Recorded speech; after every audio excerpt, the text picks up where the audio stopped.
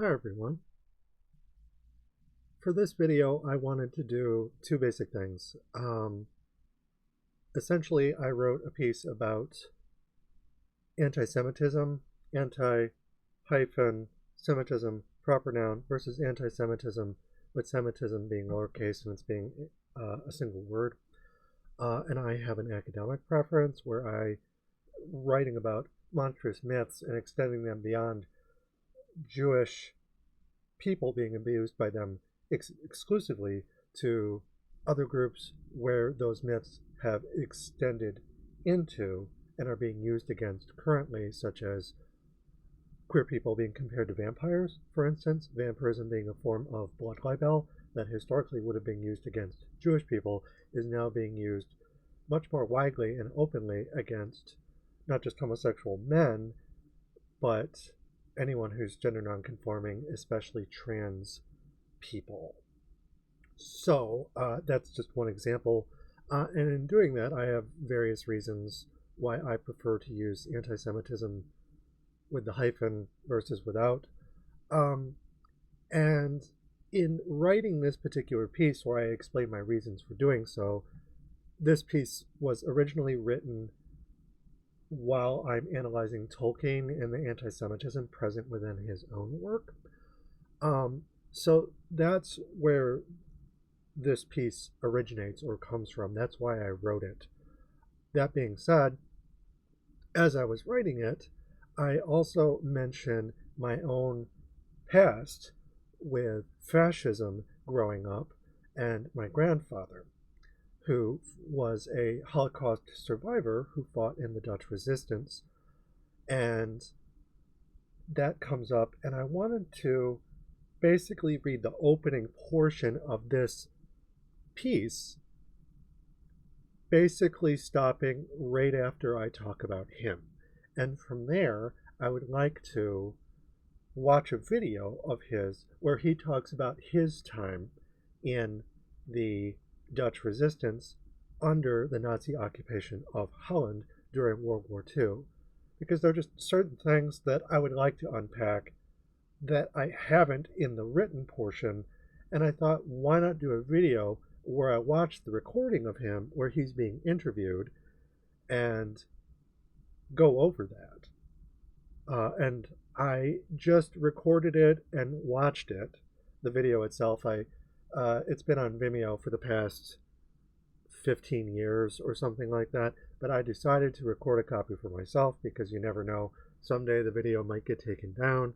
Hard to say. So I watched the video and made a copy of it, but what I would like to do is talk about the video while watching it in relation to this piece and my own thoughts on fascism and the Nazis, but also American homegrown fascism and just various other things that sort of come up. So the first thing I'll do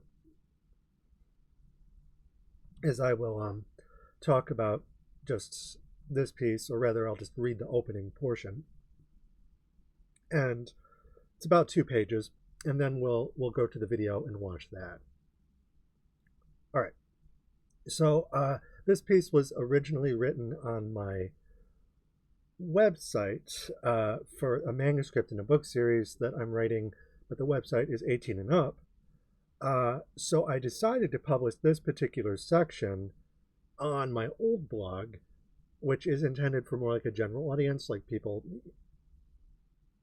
under or over the age of 18. So like anyone can read it. There's no nudity, and it talks about things in such a way that while it still has a lot of advanced academic terms and stuff like that, it's a section that I chose and decided to publish on its own just to recognize, hey, this could be used outside of my book and outside of literary criticism. It's just kind of useful information given what's happening right now in the world.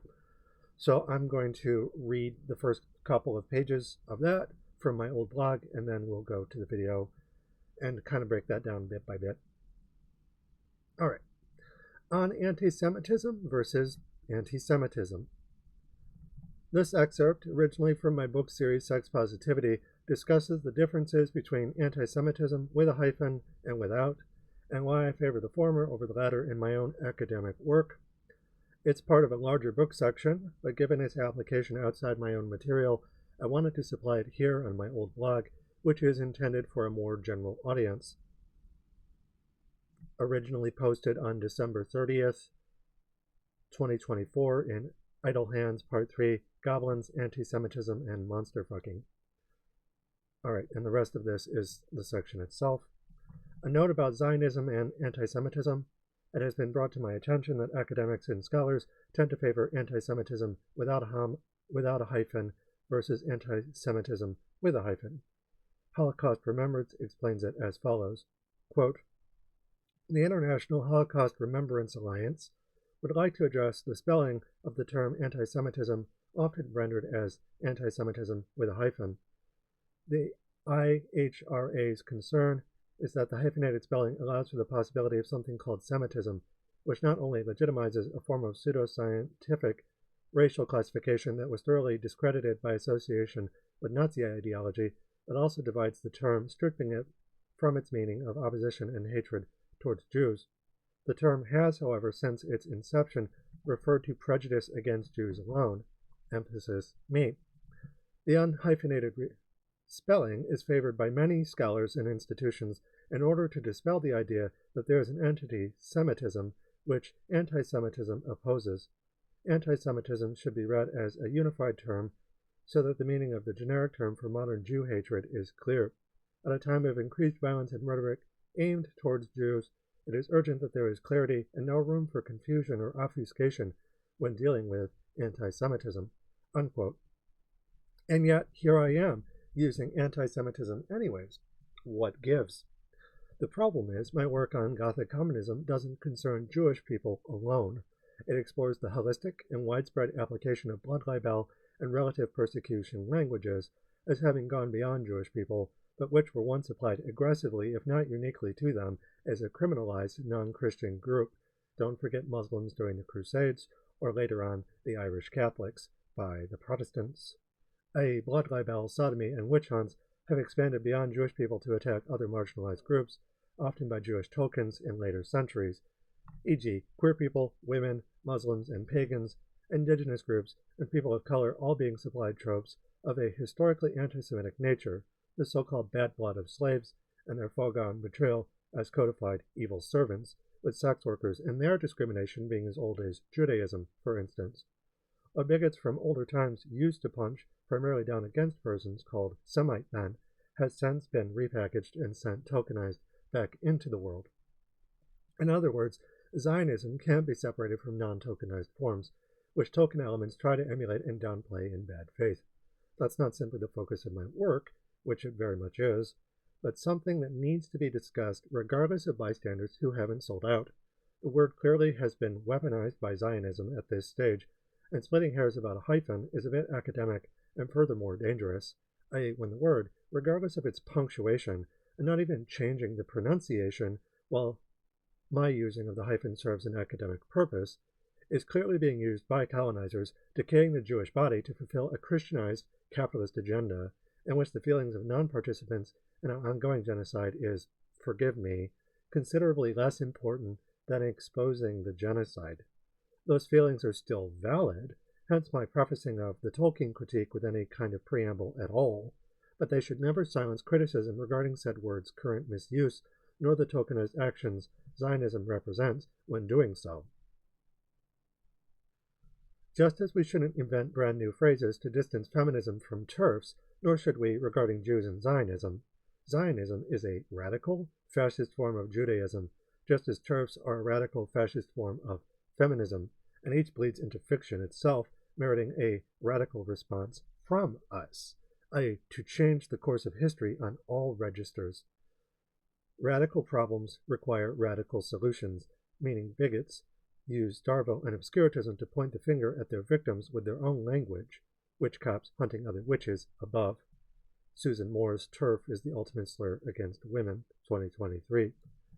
I'm not going to stop using anti-Semitism with a hyphen academically just because it offends someone or because I'm not Jewish. Academia would cease to exist if that were the case. The point is how it's offending others and why, using intellectual movements to scare those who fear intellectual powers, historical ability to change the status quo, versus maintaining it by attacking intellectuals, which fascism does by design. To that, I don't have to be Jewish to write about Jewish tokenism and oppression going beyond a narrow idea of Jewish people/Jewish people, period, any more than I would need to be black to write about Frantz Fanon's arguments, likewise extending to non-African Americans. My doing so merely happens on my side of the pedagogy of the oppressed, using its relative privilege, oppression, and alienation to reach across the aisle regarding holistic oppression as a white middle-class trans woman, whose own non-Jewish family, on my father's side, next page, was brutalized by the Nazi regime in Holland. Nazis don't discriminate insofar as discrimination goes. They merely swap out scapegoats as needed. Fascism at its core is conservative, meaning it compels speech through selective boundaries and moderate to reactionary punishment, boundaries for me, not for thee. We must contend with such arbitration while also dealing with each other's respective and collective abuse mid-liberation, i.e. saying what needs to be said while dealing with others who say what should or shouldn't be said, all leading to a great deal of unproductive arguing back and forth instead of systemic cooperative change, a bit like Gandalf and the three trolls, the latter debating about eating the dwarves and the wizard invading their conversation by throwing his voice to make them delay until the sun came up. Won't someone please think of the Jews? If all they do is lead to singular and myopic interpretations that never move the focus onto stopping genocide, such refrains are infantilizing and criminogenic, i.e., those who say them in bad faith don't actually care about Jews, save as a tool for discrediting activism. To it, my giving of hard facts and genuine arguments that Jewish people can respond to is a sign of respect, i.e., toward those I view not simply as human, but adults capable of thinking for themselves, while letting their fellow oppressed get a word in too. To prevent that would be to logically limit each group to only itself through self-administered gag orders, a Tower of Babel to divide and conquer all peoples ravished by capital. No one ever said rebellion was simple or clean. E.g., Gramps below was a Dutch patriot and Holocaust survivor who spoke about Nazi abuse all his adult life, but also loved America, free enterprise, hated socialism, which he conflated with the Nazis, and would have fought on the war on terror if they'd let him, and certainly wouldn't have understood what trans people are. The Dutch being historically compared to Jewish people to similar miser arguments, i.e. the blood libel argument of essentialized greed being in the blood, which my people endure similar to Jewish people by also being concentrated and tokenized elements appeasing the oppressor. To do so is folly. All arguments for liberation are valid provided they liberate all peoples from capital calling us sick for different reasons. Beyond Jewish trauma, we likewise wouldn't discourage not talking about sexual assault or sex work, period, merely because it makes some women uncomfortable or because it only applies to them. That's turf swerf logic, which extends to Zionism laterally espousing the various anti-Semitic myths surrounding it, but also the rape and other harm those systemically cause, i.e. when one group tries to monopolize victimhood, including demonic theater, as the performative, anisotropic tool thereof. Silence is genocide, including partial silence. Gothic communism seeks to raise awareness and emotional Gothic intelligence to prevent universal rape, which you can't do if you're bunkered down in a space disconnected from others, i.e., for fear of being offended to such a degree that you close your eyes and your mouth entirely. Okay, so that's just for context. And I had mentioned, again, my grandfather, Henri Vanderwaard II. He was interviewed by Linda Meloche in 2005, and as it just so happens, we have the interview here. So again, this is on Vimeo, and you can watch it for free. It's been on Vimeo for 13 years, it says. So back in 2012, I guess. And I'm going to watch the whole thing with you because I wanted to talk about my grandfather in particular with a little bit more nuance, because I mentioned that he likes free enterprise and he dislikes socialism. And these are things that he talks about specifically in this interview while also going over his own resisting of occupation by the Nazis, while also saying that he liked America and saying that he doesn't like Democrats or socialists, leftists, and that he's a proud card-carrying Republican. So there's a lot of libertarian kind of stuff going on there that I thought was worth discussing, that I didn't necessarily have time to discuss in relation to what I was writing about. And I wanted to sort of go into more detail surrounding that, just to have, I thought it would make for an interesting video, even if it doesn't go into my book itself.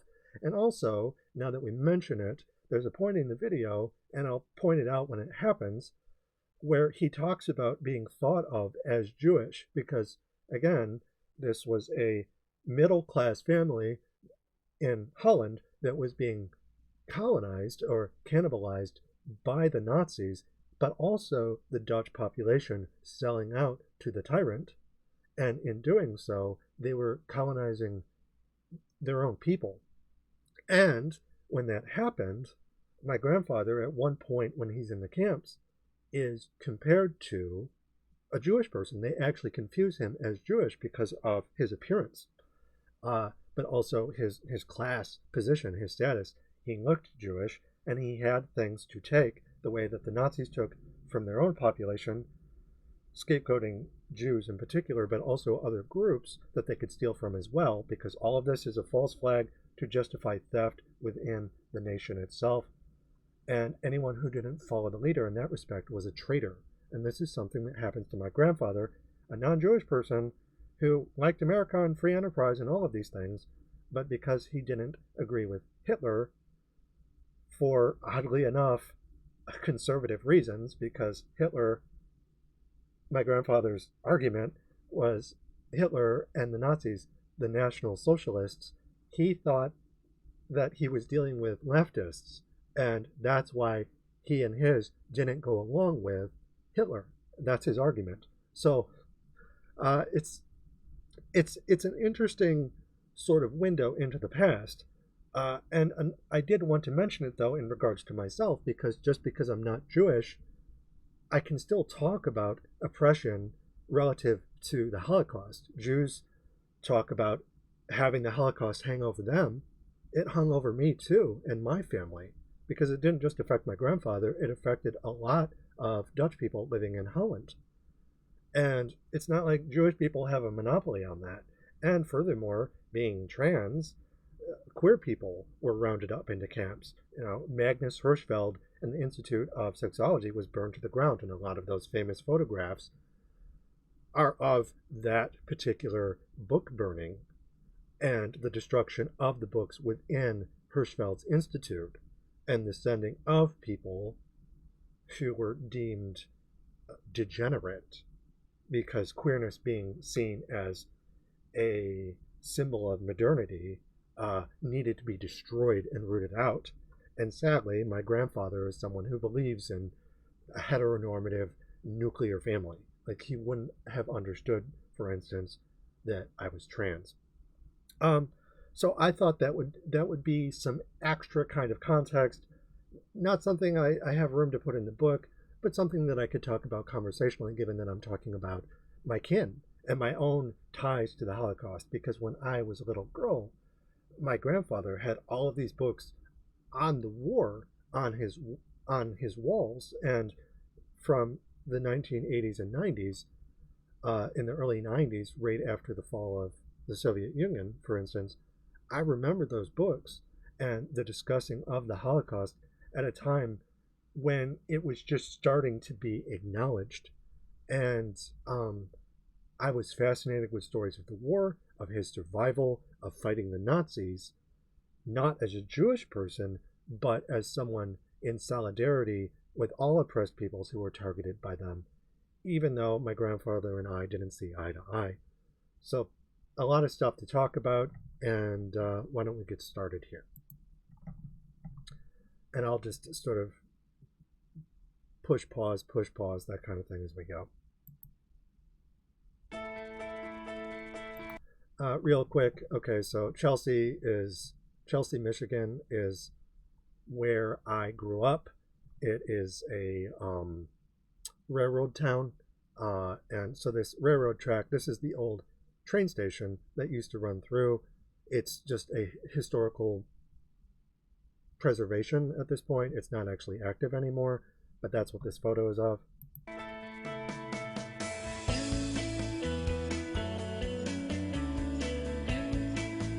I don't know who this person is, Linda Meloche.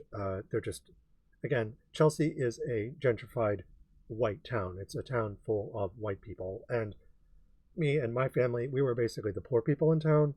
And we were fairly well-to-do. My mom and my father, Henri Vanderwaard III, who was the son of my grandfather, who's being interviewed in this video. When my mom and my dad were married, they had a house next to the tracks, but we were, relatively speaking, poor within the community. But the community itself was relatively well-to-do because this is where Jeff Daniels lives. Jim Carrey has a townhouse here, from what I understand, and just, it's a place where a lot of wealthy people live, wealthy white people in particular.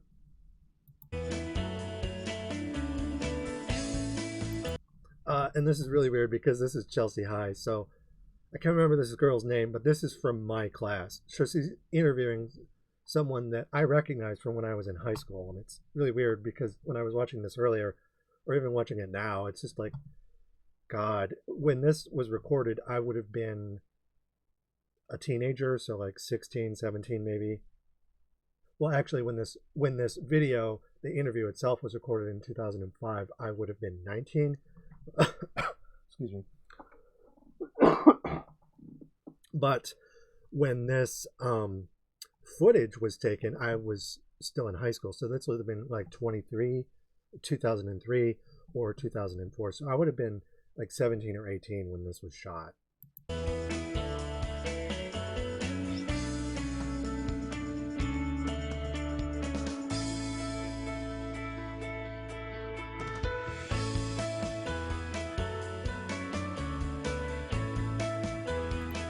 Real quick, Jiffy Mix.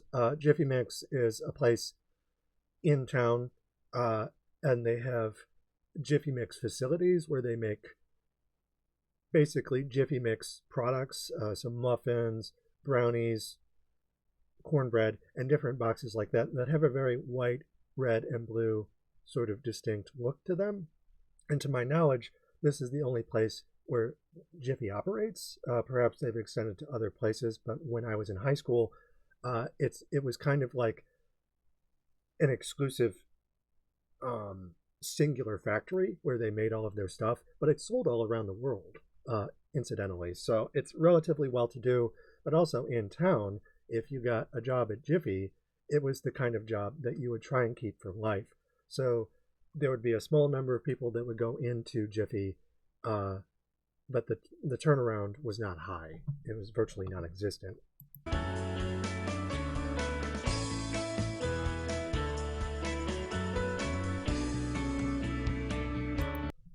Real quick, that's Mr. Hans. I think that's Mr. Fritzmeyer. These are music teachers. So Mr. Hans, he taught me music when I was like in the 3rd grade. So I went to North School. There was North School and South School, and there was like a rivalry between them. Sort of like the Montagues and the Capulets or something. But I remember him having us warm up, and he'd have us go, ooh, and all the children in class would do that to sort of warm up our vocal cords. So it's really weird seeing him and Mr. Fritzmeyer, who Mr. Fritzmeyer was kind of a dickhead, and again, very gentrified, and but it's really weird seeing these people.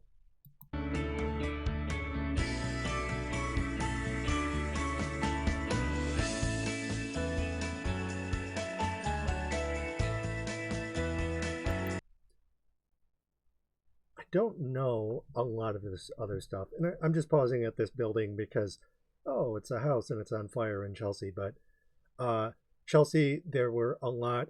Again, this was before. This could have been recorded in the 90s even, or the early 2000s at the latest. But Chelsea was a small town when the time when this was recorded. The population was probably like 15,000 people, if that. It was there's like a certain number of people that have to live in a particular area for it to be considered a town or a city. And for the longest time, Chelsea was actually considered a village because it was under 15,000 people. So a lot of houses would be out like in the forest areas that weren't developed for a more like urbanized kind of approach to city infrastructure. So this looks like it's out in the sticks. Actually, come to think of it, that looked like the chief of police. I can't remember his name. Sheriff McDougal. That's kind of who it looked like, and it probably was because he was probably responding along with the fire department to this house on fire, making himself known, that kind of thing.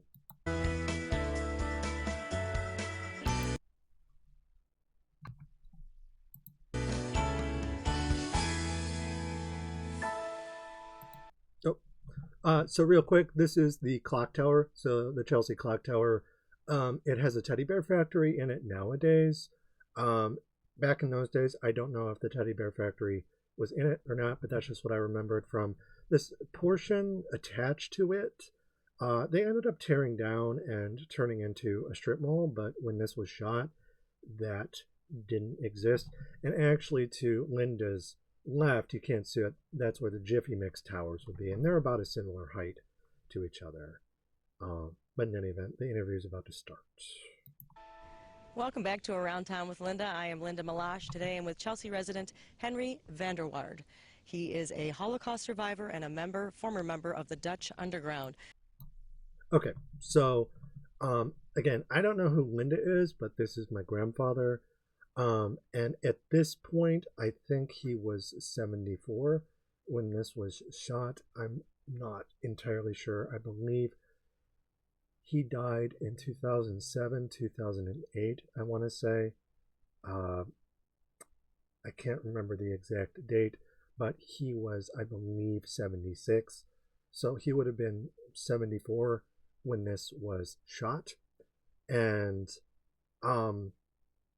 he got a staph infection while he was in the hospital, recovering from pneumonia, I believe. And when I saw him in the hospital, you're gonna notice that he's kind of a smart aleck. Like he's a very charming man, and so even though we had our differences politically, and even back then when I was getting my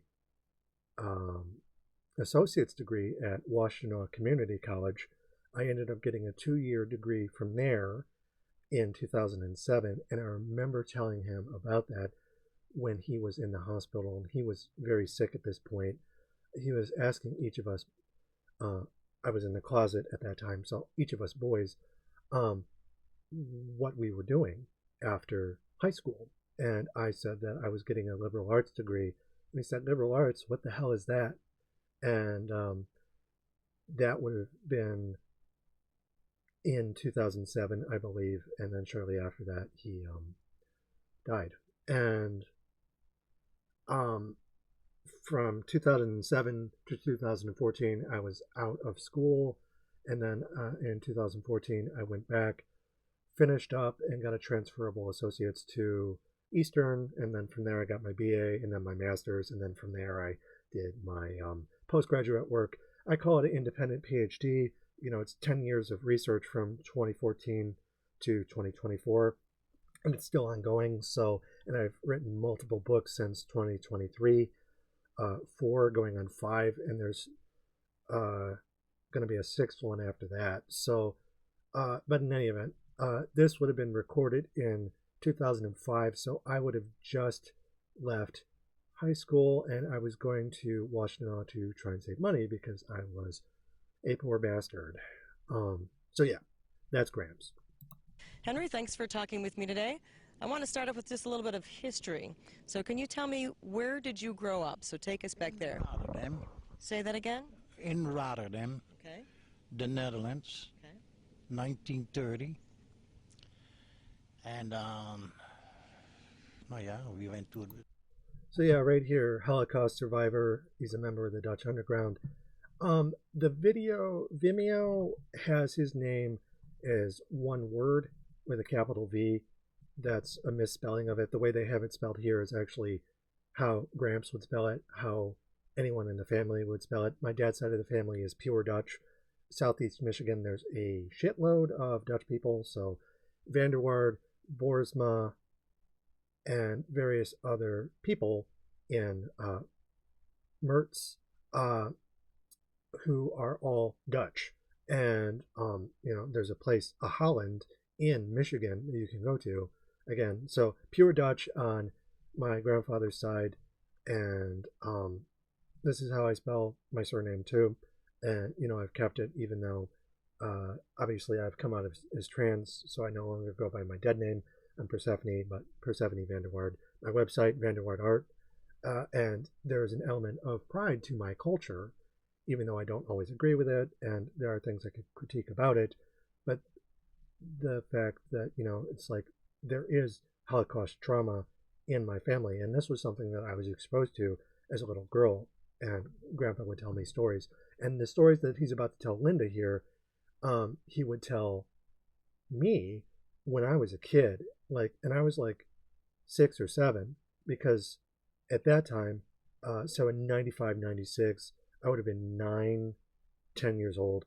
My mom was going through a divorce with my father because my father, his son, was cheating on everyone in town and also abusing us kids. And that's something that my grandfather never acknowledged. And he, in fact, asked my mom, because my dad was cheating on her with everyone. Of course, he viewed her as being unfaithful and being like, well, are you doing your wifely duties? Because my grandfather believed that a woman should be barefoot and pregnant and do whatever a man wanted. No matter what my mom did, my dad still cheated on her anyways. And then he'd come home and tell her about it. And he cheated on everyone in town, too. So, like, all his friends, and he wasn't just cheating on mom, he was violating the trust of his best friends by sleeping with all of their wives. And in those instances, they were being unfaithful. But my mom never cheated on him. So during the divorce proceedings, my mom got full custody, but my dad got visitation during the months. Basically, there would be part of basically supervised visitation during part of a weekend. So, like, one day during the weekend, like per month, we were required by the judge to go and see my father. And my dad's side of the family, we would all get together at on his land, have like a bonfire, and there was a lot of community, but it was always kind of made to shore up support with us kids, for our dad, even though our dad, even back then, we knew he was an asshole. And partly he was just never around, but when he was around, he beat us. And so all of that out of the way, my grandfather, when I was that age, would tell me stories. We would have the Dutch windmill cookies, and he had the leather dice cup, and we would play dice and cards. So we got to gamble, basically. And the men would all be at the table smoking cigarettes, and all the women would be in the living room. Very obviously kind of divided. It was a conservative household. But I remember those stories, and they were always very open about that. So despite the fact that it was conservative, they still talked about it. It was a matter of pride that he fought the Nazis. It was his badge of honor, a way for him to assimilate, if you will. I'm one of the good aliens, because he talks about that, where he was an illegal alien for like several years before getting caught. And then he had to get his papers and come back, and then he started a family. And yeah, so as far as that goes, they talked about the Holocaust a lot. And in a time when they talked about it in film and stuff like that, of course, in the 80s, like Indiana Jones and stuff like that, Spielberg was kind of making that heard in Jewish Hollywood, but it wasn't something that was really discussed in elementary school in the 90s to a bunch of kids. It was something that came up later in middle school and high school. We learned about that kind of stuff, but I was learning about it as a small child, as a little girl, even before the visitations and things like that. It was just visiting Grandpa was something that we did, and I looked forward to it. I loved the stories. I loved learning about history, just as I liked learning about the Soviet side of things from my mom, who went to the University of Michigan right after, during the fall. They went over to Russia right after, and they were also going to the University of Michigan after they went to Eastern Michigan University. And I loved all of that too. So I was just very interested in the world. And my mom insisted that I learn stuff from other places. They didn't just want me to learn about American history. They wanted me to learn world history. So I got that side of things in terms of the Holocaust and surviving it as from a non-Jewish perspective from my grandfather. So I learned all about that. And he had books of history. He did his own research and studying, and he would go around and tell these kinds of stories. He told the same stories here to our graduating class in high school. And everyone got on our case because we didn't want to necessarily invite him. But then our history teacher, whose name I can't remember now, she was a nice blonde lady, and she was being like, oh, well, why don't you guys have your grandfather come?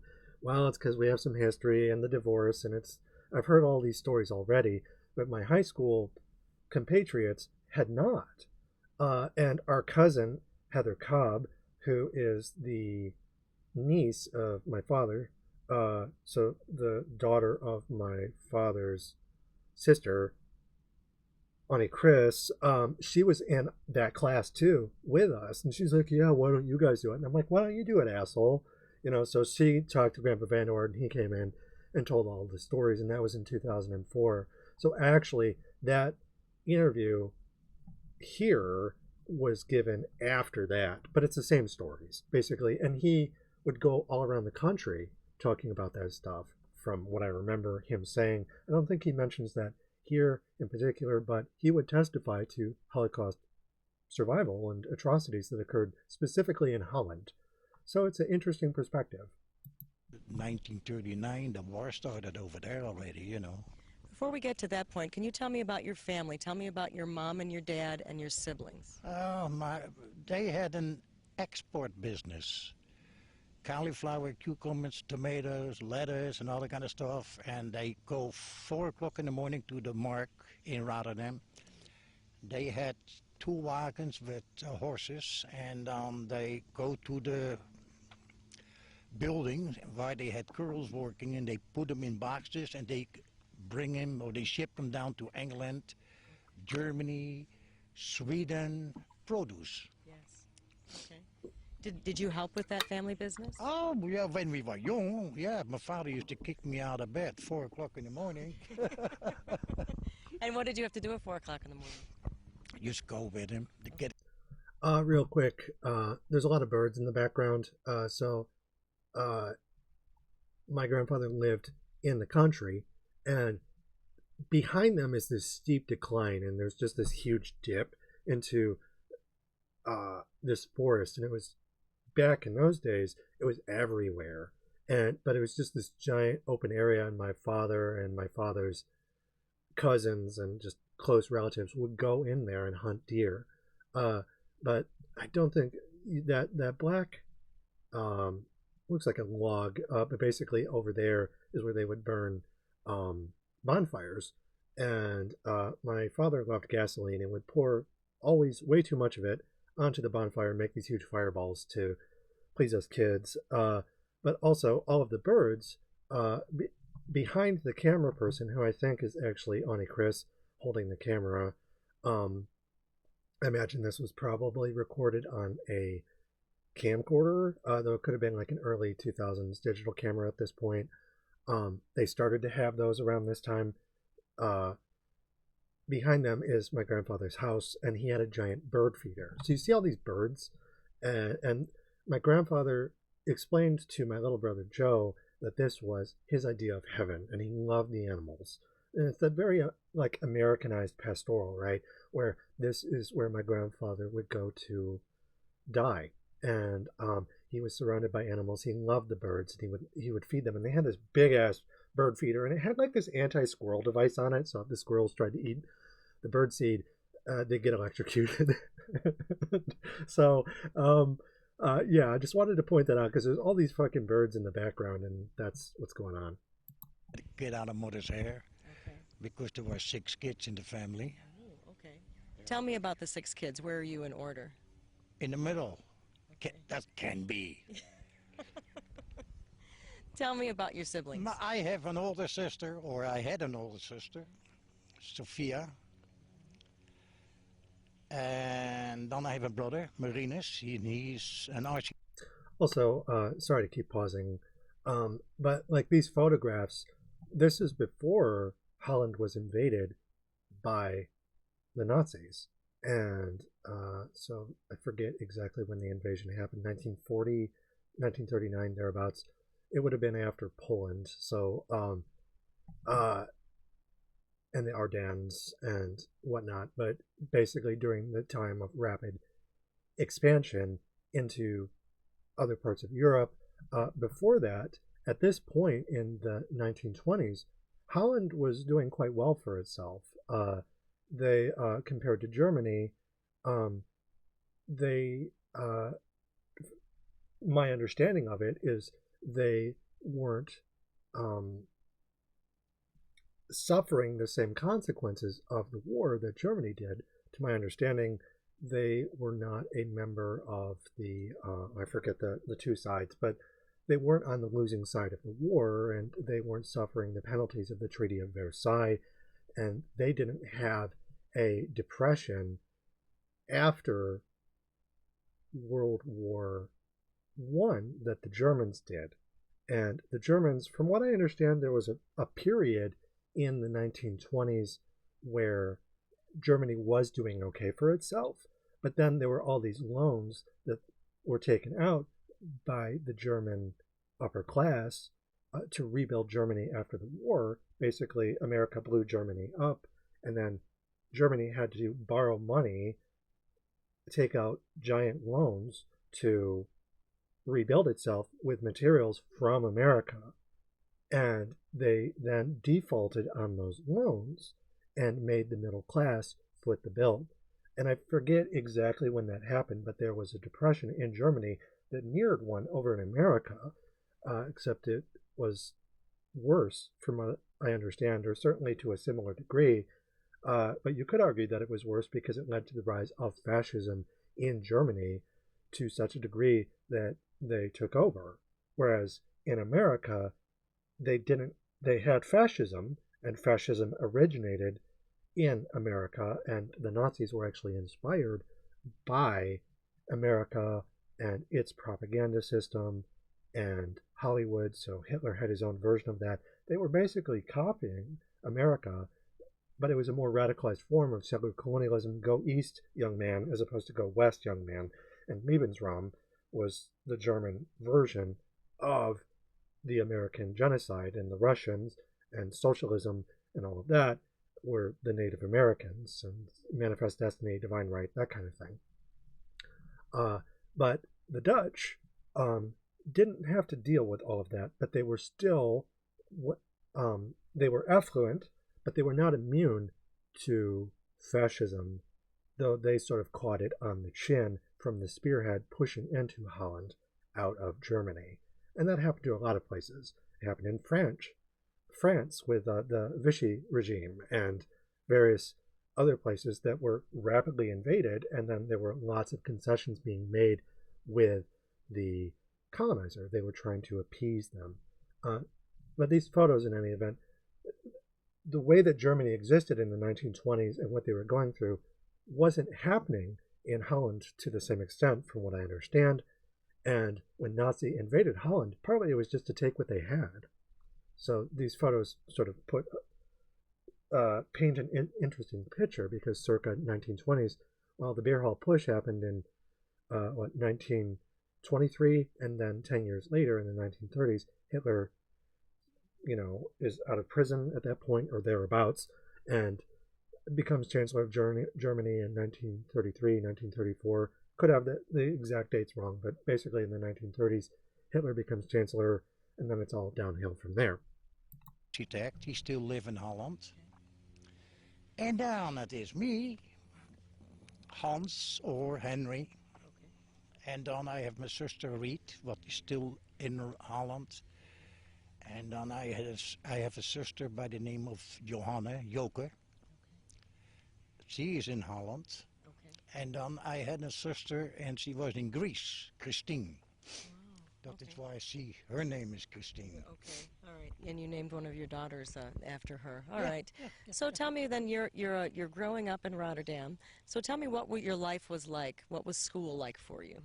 My school was already an hospital, converted to an hospital in 1939. Okay. So, they ship you to this school, they ship you to this school, and then later on, of course, when the war started, shooting at you, airplanes. Okay. Why don't you tell me about that? So tell me about how did your life begin to change? You were about how old when the war started, Henry?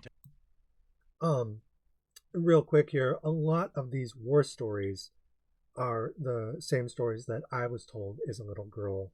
And basically, Gramps was pretty consistent. So note for note, there were not a lot of discrepancies here. So I'll try not to interrupt too much more watching through this portion. But these stories that he's about to tell, he would tell us, and basically anyone who would listen, which is important, I think. 10. You're about 10. Okay. Yeah. So can you tell me how did you first hear about the war starting when you were 10? Do you remember that? Yeah, I know your father and your mother's. My father was picked up by the Germans because he was did some work for the underground. Okay. Were you aware of that in the family, that your dad was in the underground? Yeah. Okay. Yeah, and they took him forced labor, and they shipped him to the northern part of Holland, and he had to work in the North Sea, waist deep, to put them crosses in the water, what tears open the landing crafts. Okay. All right. And then you're about 10 years old at this point, Henry? Yeah. Then how did you kids? Then the Germans came in May 1940. Mm-hmm. They came with... I think the Ardennes were crossed by Germany in 1940 in April. I could be wrong, March, April, thereabouts, but earlier in the year, and then shortly thereafter, there would have been the invasion of Holland. So he said it, May of 1940, Germany, because 1940 was sort of the year where Germany seemed invincible. So this was in the middle of all of that. 1,200 airplanes, okay, all at once, okay, and they start bombing 12 o'clock, and they didn't quit till 4. Luftwaffe. Okay. We were sitting in the basement in the house. All the houses in Europe, most of them are all high-rise. Okay. You don't have a house like this. Okay. You don't. When he says a house like this, I think he, I'm trying to remember, because it was a 2-story, with a basement, if I remember correctly. It's been a long time though. But I'm trying to remember what would have distinguished his house from the houses that he's talking about. I can't remember. So. Okay. So it's you and your mom. The hell out of us. Lucky, not a bomb fell on our house, but my uncle across the street, and bomb fell on there, and that went all the way to the roof and exploded in the basement. And there were about 7 people there in that basement, and they were all dead. So at this point, when they came in and bombed, was your father had they already taken your father away? No, not yet. Okay. And and right away I got in trouble with the Hitler Jugend, because I got in a fight with him because he was towards the Nazi party. Tell me about that story. And so yeah, I fought him and I took his cap. He had one of them caps and I put it down the Rio. Most people, the Dutch, they did it to themselves. A lot of them. They were towards the Nazi party. But don't forget now, 1938, my father had business and he had a Harley Davidson, 1936. Yeah, I'm at 36, he still had it. And hey, we had it good, you know. I mean, we used to go to Germany. The people would kiss your feet for a gulden. That was $1. Because there was nothing. I mean, you people think here in America you had a depression. No, there they were starving. Okay, so he's talking about the Depression in Germany and the market crash and how it affected them versus in America, because it affected America, but in Germany, the people who took out the loans to rebuild Germany after the war, and not only that, to pay for the rapid military expansion, the armies that they would need to invade Russia, like, and other places around the world, the Nazi war machine, that was all also being pushed onto the German middle class, which was then used to help Hitler get into power and then maintain power through this steady state of lies and propaganda. So Gramps is basically explaining how the people in Germany had it really bad, but also the people in Holland, at the first sign of trouble, a lot of them conceded right away, and not only conceded, but began to police their own. Okay. So you're saying you were pretty well off then when you. Yes. I came from a pretty good family. Okay. And you're saying then that when the Germans came in, some of the Dutch then sided with Hitler? Oh, heck yeah, lots of them. Okay. Some of my father's family.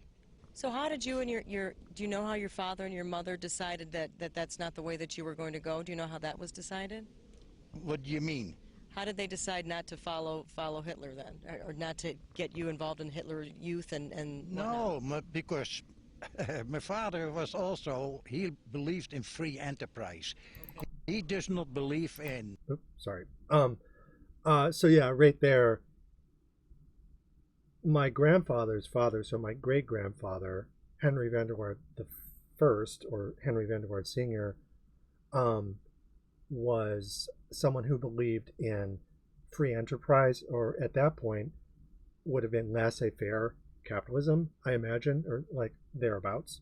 And so that they didn't follow Hitler, not because of his ideological reasons against Jewish people, but because they thought he was a socialist. They looked at what it said on the tin, National Socialist Party, okay, and they didn't follow him for that.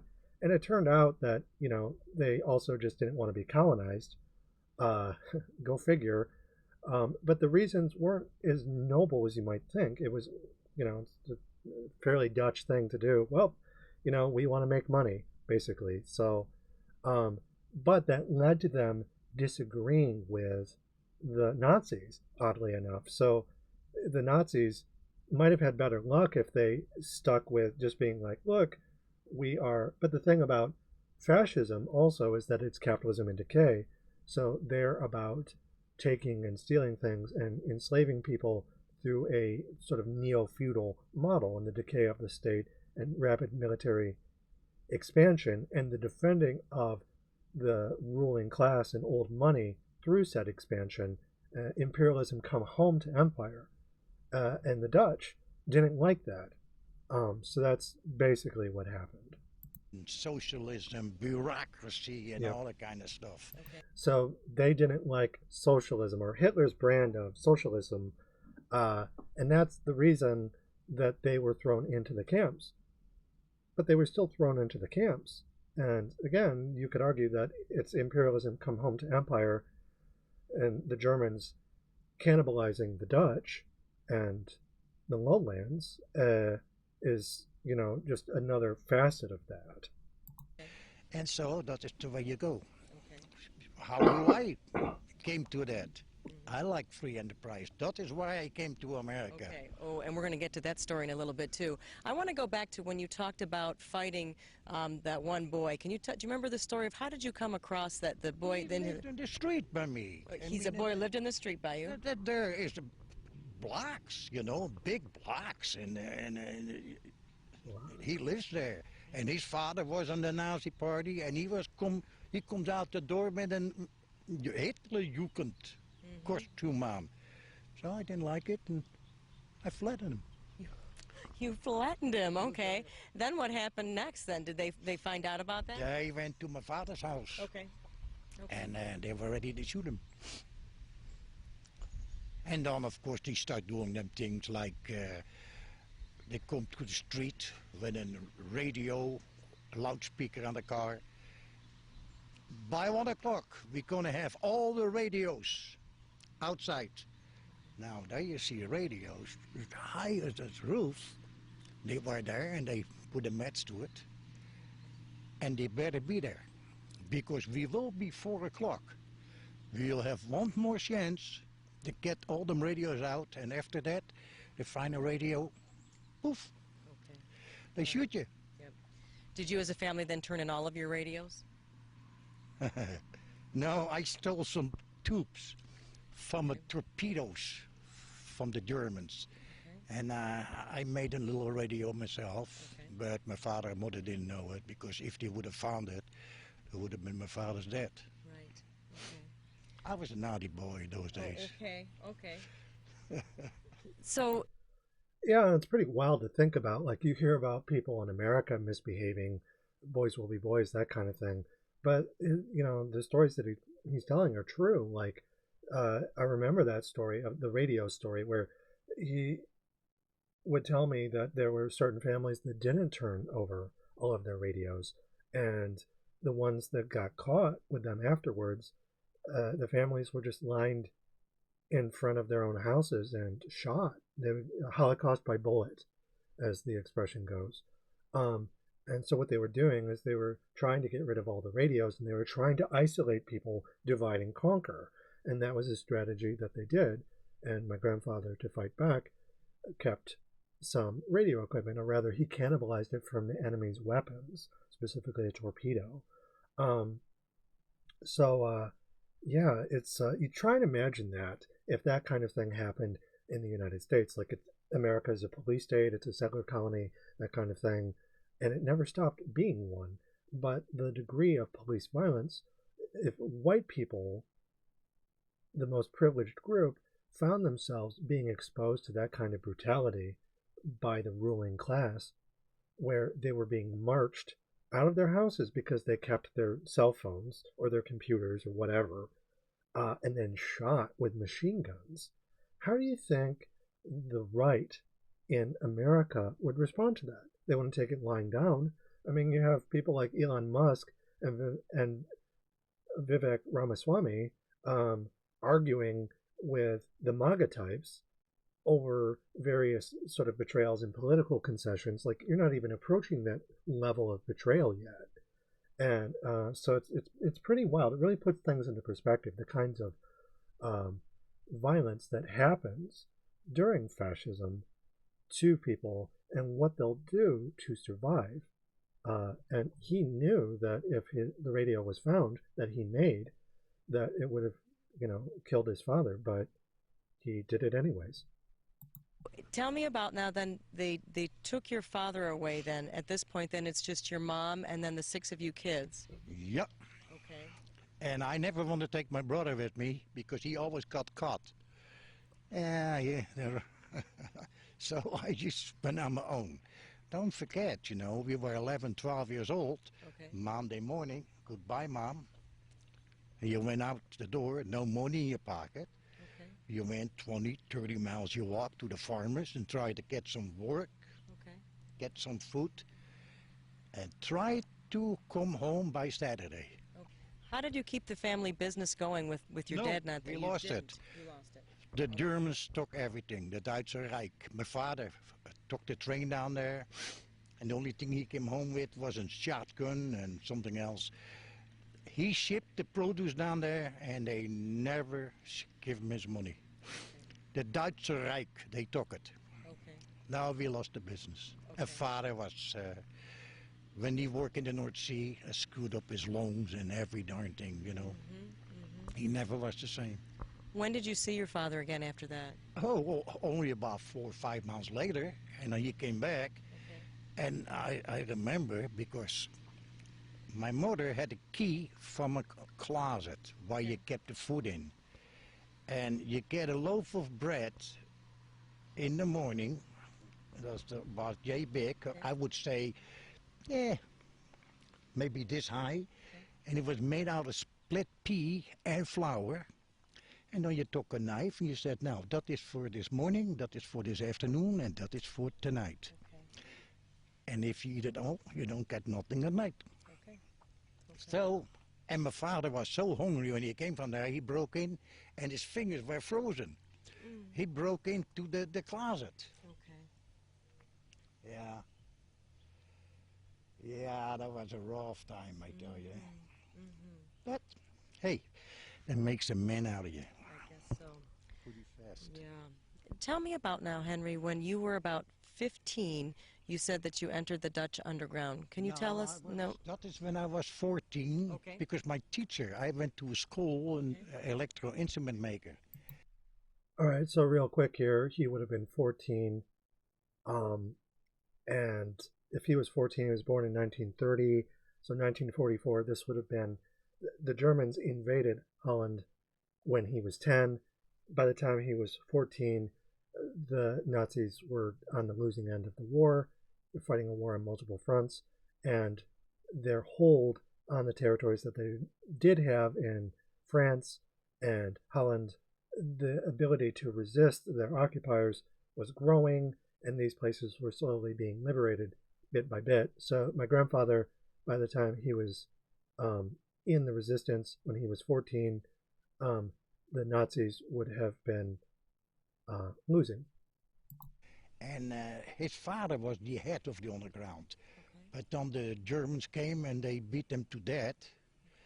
And then his son took over, and that was my teacher. Okay. And we made parts because there was no electricity, none. But they had a lathe, and you had to do them with your feet, like a sewing machine. Yep. And that's how and then we make parts for pistols, for guns. But there was something before that. See, when I was 8 years old, I used to sneak in the zoo. Real quick here. So this is another thing that I was exposed to as well. This idea of fighting back, not like America signing up and doing your part through like an official military process, conscription, but out of necessity through guerrilla warfare. So what my grandfather is describing here is guerrilla warfare, where the Dutch, being cannibalized by the Nazi state and being betrayed by their own government, resorted to guerrilla warfare. So they were resisting in a way where they made their own weapons from stolen parts. They didn't have electricity, and they would make all kinds of different things. And they had weapons training and different things like that, and sabotage, and he talks about that a little bit in this video. But they also made things just from, scrap metal and anything that they could steal and make back into a weapon against the powers that were occupying them. Okay. And there was and the reason I say that real quick is I was hearing about that kind of stuff tied to my own family. It was a source of pride. And so my grandfather was a Holocaust survivor, but he was also someone who fought back. So it wasn't this idea that, people who were members of the Holocaust are oftentimes presented as people who were shipped off in trains and destroyed through desk murder, that kind of things. But you also had members of the Warsaw Ghetto, for instance, who fought back during an armed uprising, of resistance against their colonizers. So I was getting that kind of exposure to that kind of thing that was tied to my family. My name became associated not just with oppression, but in fighting back. Uh, Ironically, I became something that my grandfather would not like, trans, and about as left leaning as you can get, and writing multiple books about it that I'm sure he would hate. But that spirit of fighting back through guerrilla warfare was something that I was exposed to like in elementary school. I loved those stories. It was a moat. Around the zoo was a moat. Right. 10 feet wide. And there was a tree. And we laid that tree down in the water. That far underneath the what is that green stuff? Moss? Algae. Okay. So you couldn't see it. Okay. But we know it was there. So take your shoes and your socks off, tipple over it, and sneak in the zoo. Okay. Then the Germans came, and the first thing is they shot all the animals in the zoo, every one of them, and they used it as an ammunition depot. I was able to get in there, over that water. Oh my gosh. So, I stole a lot of pistols, hand grenades. We used to go fishing with hand grenades. Wow. You were just about how old at that point? 13, 14 years old. Were you afraid? Were you afraid when you were going into this and stealing stuff? So what? They shoot you. Okay.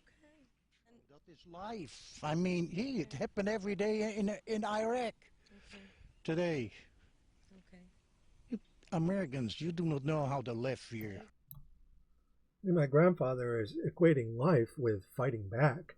It's not just Americans have everything easy, but in a lot of other places like Iraq, which is a place that's being colonized by the United States, and basically bombed into oblivion and then invaded, occupied, and harvested for oil and drugs and anything else that they could take from the land while brutalizing its populations. So my grandfather is describing life as this holistic thing, which includes fighting back against the powers that be.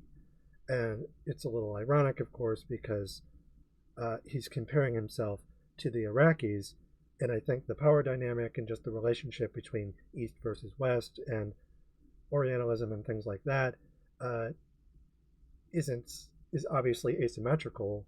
But he was occupied and he was put into the camps and his friends were killed, and not to the same extent. But the basic principles at work are fundamentally the same. Even if you can look at him and say that, he's a Westerner, he's a Dutchman, but he was betrayed by his own government.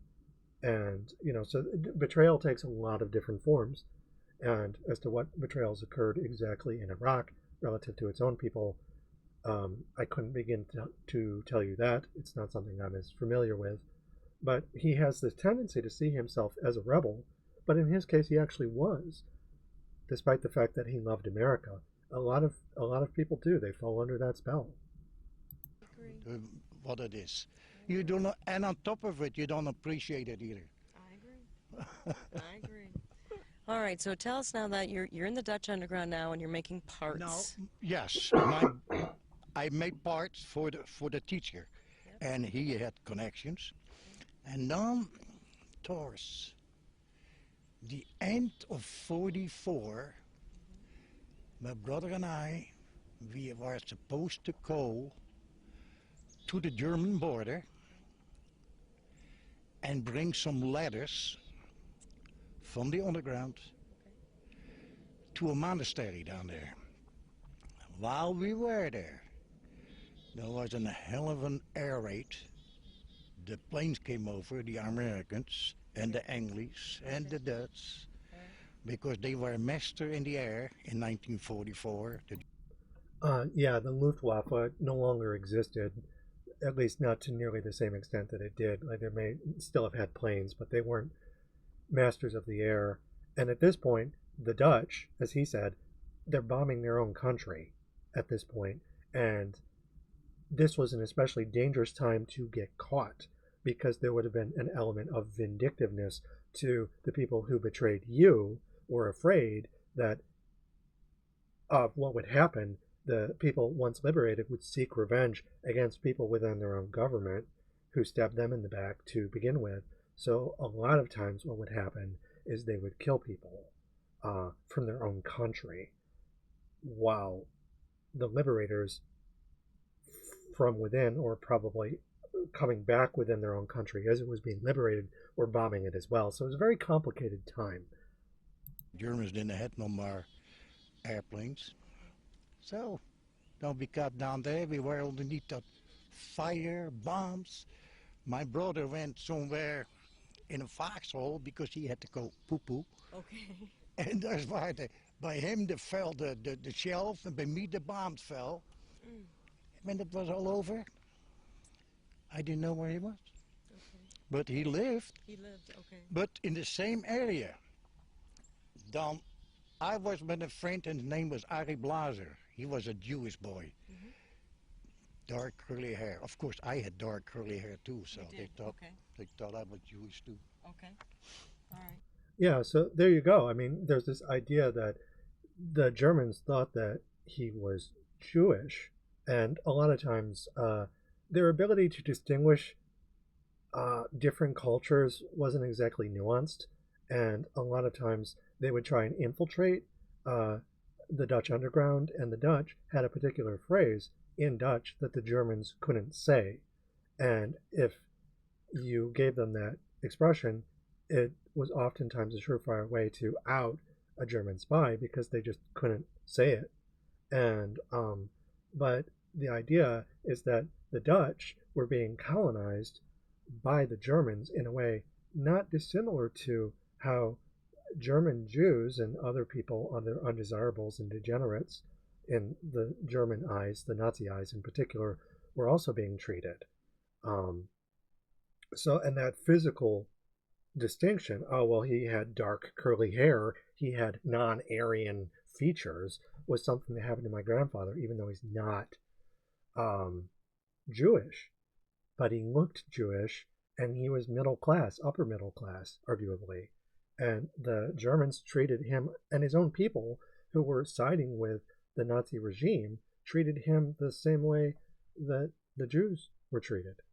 It's functionally no different. So,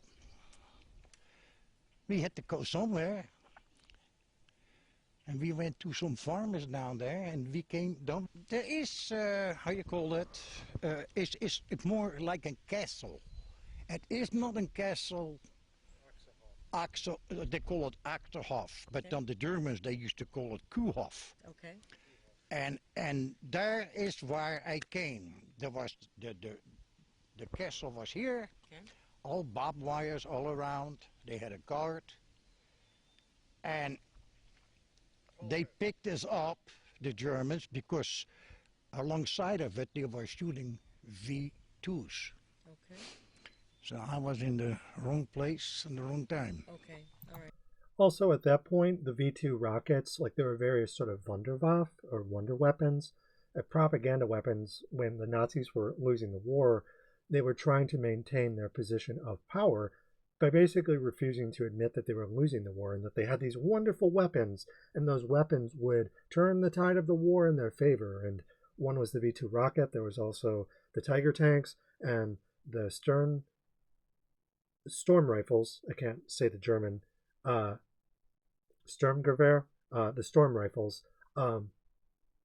the Russian equivalent of the, I don't know if assault rifle, I'm not a gun nerd, but the AK-47 was sort of the Russian equivalent of that. So those were wonder weapons that were being tested. So apparently my grandfather got picked up around the time in an area where they were testing those rockets out of desperation, basically. And they picked us up, but we were young. We were only 15 years old. Okay. They kept us 3 days in there, and I ran away. Oh. Yeah. Tell me, Henry, before you ran away, when they kept you in there for the 3 days, did you work there? Did you just... No, interrogating. They just asked everything over and over and over again. What questions? What do you do down there? What did you did? You know, and it was by your own Dutch people. Yeah, so at this point, instead of a labor camp, in his case, they were rounding up members of the Dutch population that were suspected to be traitors, foreign plots. So the backstabbers within the German government were accusing other people of being backstabbers, putting them into a camp and then interrogating them police style. You know, it was a prison barracks where they were incarcerated and asked questions, and it was surrounded by barbed wire and guarded by dogs and various other things. And I remember asking my grandfather, well, why didn't you fight back? You know, and I was probably 9 or 10 when I asked the question, why didn't you just attack them? And he's like, well, they would have shot us. But they had other ways of fighting back, which involved sneaking away, running, and a couple other things that he'll talk about. Okay. So you're saying you're being interrogated by your own Dutch people? Yeah, they worked for the Germans, and they were working in this camp. Yep. Okay. And what did you answer when they asked you those questions? Same questions. I don't know nothing. Okay. I'm just a dumb Dutchman. Okay. All right. So when you told them that, then did they physically abuse you? Never talk to the cops. Kept asking, and then after 3 days, I had a chance to run away. Okay. Later on, I found out. Wait, we want to know how did you have a chance to run away? Tell us that story. What happened? I went underneath the barbed wire. Okay. But then later on in this book, I find out they had mines all the way around it. I never knew. Okay. So I was just lucky. You were lucky. And you know, I went underneath the wire and in the right place. Right. And did your brother go with you or no? No, I didn't know where he was. I thought he was dead. Didn't know where he was. No. Okay. But that friend of mine was with me. Then while I was in the camp, they had 10-foot high fence. Mm-hmm. And there were 2 girls on the underground. About how old were the girls? Only about 19, 20 years old. Okay. And they ran away. They jumped that fence. I have never seen it in my life. But some 2 girls, they came running and they jumped that 10-foot barbed wire fence, and boom, they were in the forest. Okay. And they got away. They got away. All right. I didn't get that lucky that day. They came after me with Rottweilers, you know, the mean dogs. And they came after us. They picked us up, and I was 3 more days in camp, asked us more questions, why we run away and all that kind of stuff. I run away again. I crawl underneath the fence. There is a house right there, and there was a family living there. They used to live in the city, Deventer, the name of Deventer, the town, and they got bombed. All right. So they lived down there. They took us in. Wow. Yeah, and they give us food, and because I was there by them people, I stayed there for a couple months, and that's where I was liberated. In that area. Then the Germans, they were stealing everything, the food, everything. And then the one guy, Germany, had a Mercedes-Benz. There were different ones. And then they ready to leave. And suddenly, out of nowhere, there comes an airplane. It looked like somebody was sitting up there. Hey, there goes one. And they shoot him. Because I remember I lay behind a tree like this, and they shot right through the tree, them planes. Oh my. Yeah, that are them big bullets, you know. Right, right. Yeah. Okay. Then I burned up a Mercedes-Benz. Okay. But man, they came with 12 or 14 of them, with dogs and everything. I was sitting in the tree, way up high. Okay. Now, in Holland, you never see a squirrel. That's the first time in my life I've seen a squirrel, when I was up in the tree. Why don't you ever see a squirrel in Holland? There aren't any. Okay. Okay. And if we would have eaten them. Okay. All right. All the way around. They do have rabbits, from what I understand. The Dutch lops, which are like these really big rabbits. They're actually grown for food. That's why they're as big as they are, from what I understand. But they're huge. They're like dog-sized. As far as squirrels, I've heard that story before, and I don't know a lot about the wildlife in Holland specifically. I can't imagine that, like, again, I don't know the quality of, like, the trees and stuff like that, because Holland is man-made, like, in terms of the dikes and irrigating the land, because it's below sea level, and so you have all these dikes that drain the land. So I can't imagine that there would be a lot of just natural trees in the areas where the dikes are. And, classically, the way that the Dutch would repel invaders is that they would flood the dikes, kind of like in Lord of the Rings, except in Lord of the Rings, they open the dam to flood Isengard from within. The Dutch would do it the opposite way. The invaders were trying to get in, and they would flood the dams and the dikes and basically close off any means of advancing. The problem with the Germans is that they could come in from the air and drop bombs. So I imagine and they had boats at that point. So obviously, it's sort of a medieval approach to warfare, but it is something that historically would happen. So yeah, I don't think there are a lot of trees that were just there. Maybe at that point in time, there would be a lot more planting of man-made forests, but because squirrels largely live in trees. So at that point, there were trees that were planted in Holland at that point, because he was in a tree with a squirrel in it, obviously. But just according to him, there weren't a lot of squirrels, and I would imagine that's because there's not nearly as many trees as there might be in other parts of Europe that aren't normally underwater. So that's just my guess. If I never actually been to Holland specifically, so I don't know. It's not something I study, but I do remember him talking about the squirrel. Around the tree, the grass burned, so the dog was not able to smell us, and we sat there for 3 hours.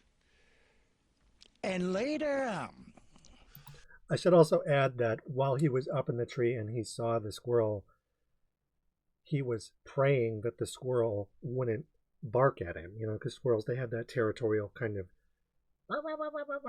noise that they make. And he was being like, please don't make that sound, because if you do, then they'll look up and they'll see us. So that's another reason. He didn't mention it in this video, but that was another thing about the squirrel. The squirrel was also, according to my father, an inspiration for America and capitalism. When he saw the squirrel, he thought to himself, I want to be like the squirrel, and I want to be able to hoard wealth, basically, because that's the dream of capitalism, right? Is the ability to not just accumulate wealth through theft, with the Nazis going in and stealing everything, but generating it through capital, which is a system of theft, but it's a particular kind of theft, as opposed to militarized theft. You have theft through the apparatus more broadly, and obviously there's military action under capitalism. It's built into it, but the Nazis were doing it in defense of capital as opposed to being capital to nearly the same extent. They were the watchdogs thereof. Obviously these distinctions aren't necessarily fine lines, but there were billionaires in Germany at the time. IBM, I don't know if they were billionaires exactly, but they made the punch cards for the victims of the labor and death camps. And they would go on to make computers, and there was a huge brain drain from Germany, Operation Paperclip, and the V2 rockets. Werner von Braun, he was the inspiration for Doc Brown, the von Brauns from Back to the Future. It was an allusion to that by Spielberg, an American Jew, who was basically gentrifying and whitewashing the transfer of German scientists from Germany into America, stuff like that. But yeah, so obviously there isn't a fine line between a lot of those things, but just wanted to mention that. 2-3 years ago, I went back. That's the first time I went back to this. And I knocked on the door by a farmer down there. Okay. Yeah, he is around 85. And I told him who I was and that I lived in the United States, but I was in that camp. I said, your land is right there by this. He said, yeah. I said, did you ever find a car down there, a Mercedes-Benz burnt? Oh my gosh. He said, you did that? He's a naughty boy. He's a good boy. Yeah. Yeah. Oh my goodness. He remembered that. 2 years. Another thing I'll say too is that there's sort of an agrarian pastoral romanticizing of rebellion, but insofar as like they would retreat into the countryside and the farmers would help keep the rebellion alive by taking in, stragglers and survivors from the resistance and giving them shelter and feeding them. And this isn't a tactic that was used exclusively by the Dutch. Like the Irish, for instance, would do that as well when resisting the English, flee into the countryside, disappear, and then, return when the time is right to take back what's theirs. So just something to keep in mind. Years ago, or 3 years ago, I went down there, and it is a school of philosophy, eh?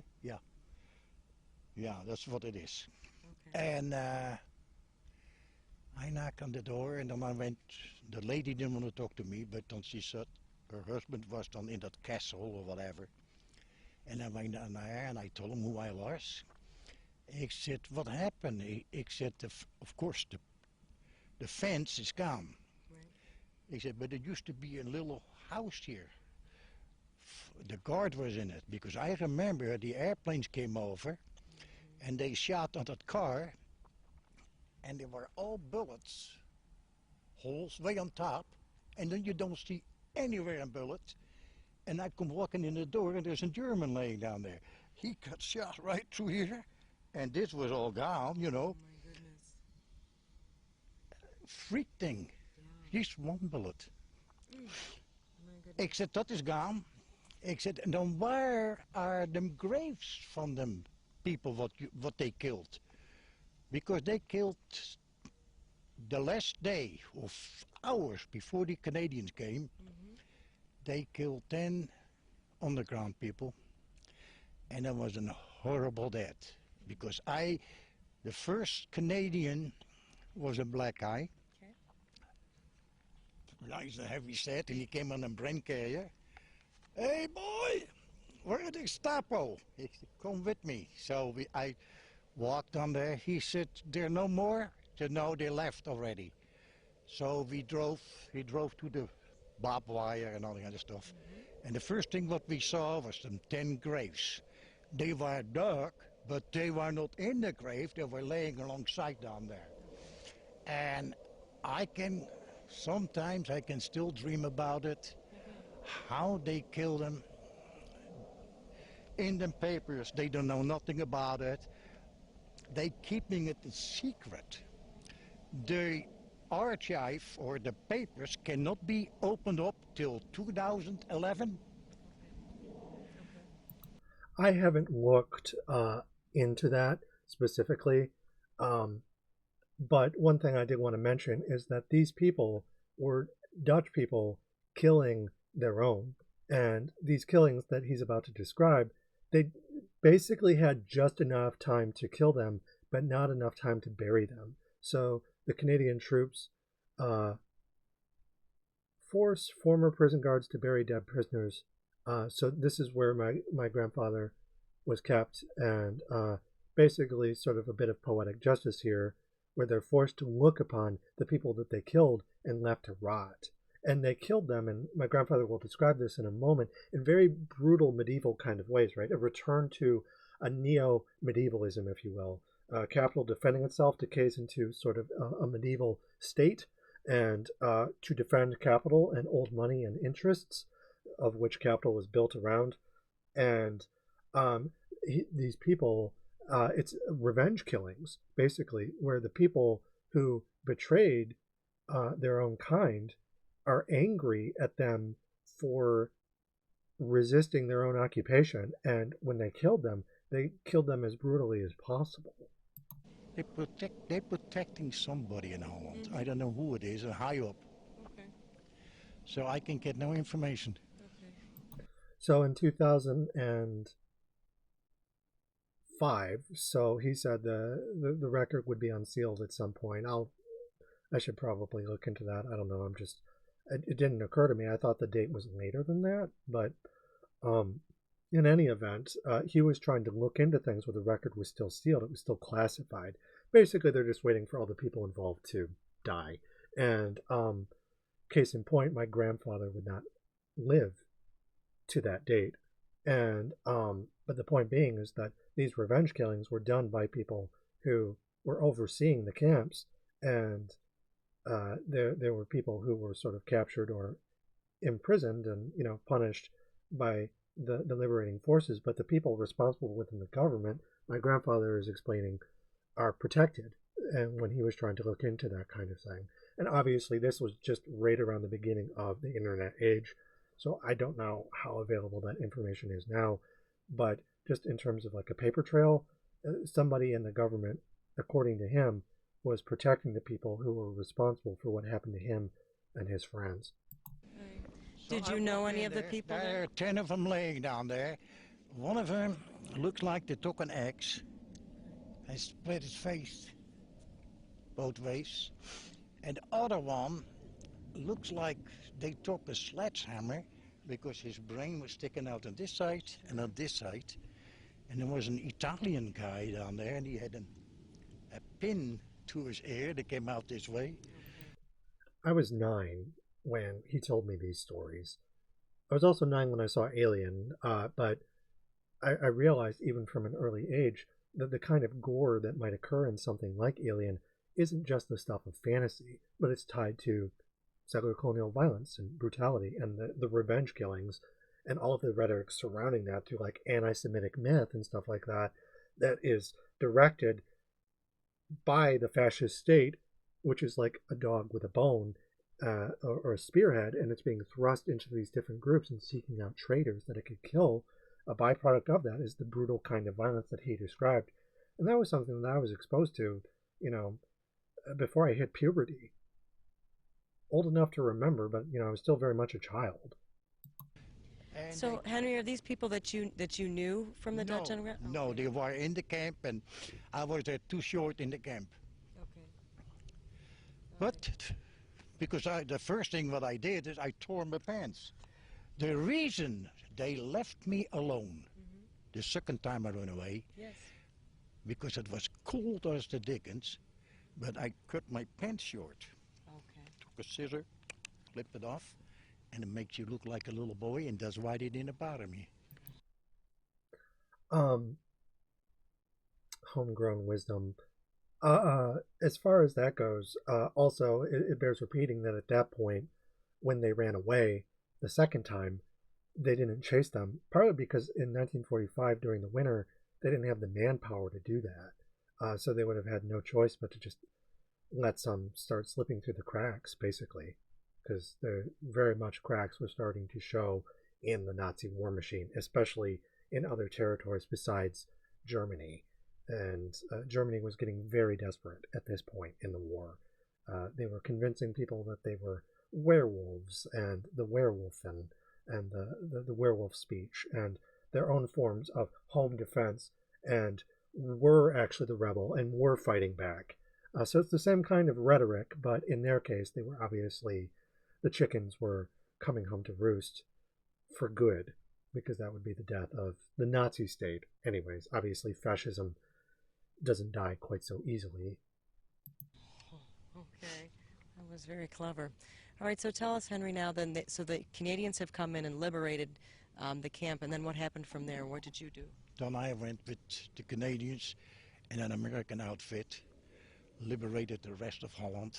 We went into Germany, and then the war was over, and then they brought me from Germany, Belgium, back in Holland. But I could not get home because in Rotterdam, where my father and mother and my sisters were, they had diphtheria, cholera, and all kind of sickness, so they didn't let us come back. The Americans paid the people some money to take care of us. I think I stayed there for 3 months before they finally let us go back home.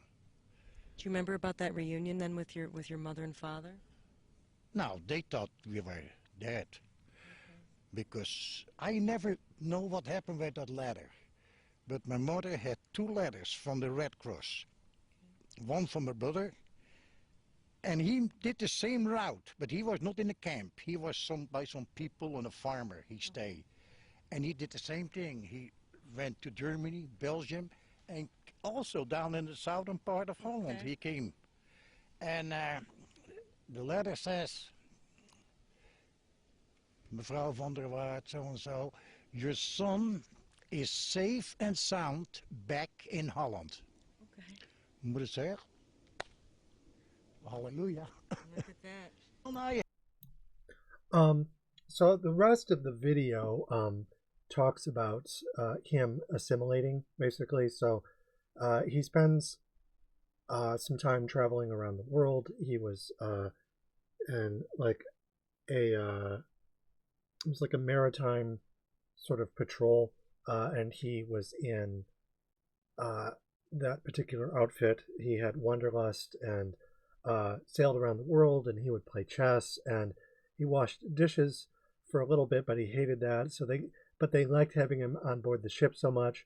They couldn't pay him, but they gave him an invented job, and he got his own schedule, and they kept him in the poop of the ship, which is the back of the ship, and he was a hospital supervisor or assistant, and he had two patients. One was a pregnant woman, and one was someone who was delirious from drinking too much. He did that for a little while, but then he and a friend of his jumped ship, and he was in America illegally for 3 years, but he paid taxes, from what I understand, and he had a social security number, but he was there on an expired visa, passport. It was only good for 3 days, but he was there for 3 years. He was dating a redhead, and the high school version of the story was the sanitized version. But according to my father, he was with this girl, and she was a church girl, and she wanted to marry him. And according to Grandpa, to my father, to me, she fucked like a mink, and he was worried, being 24 at the time.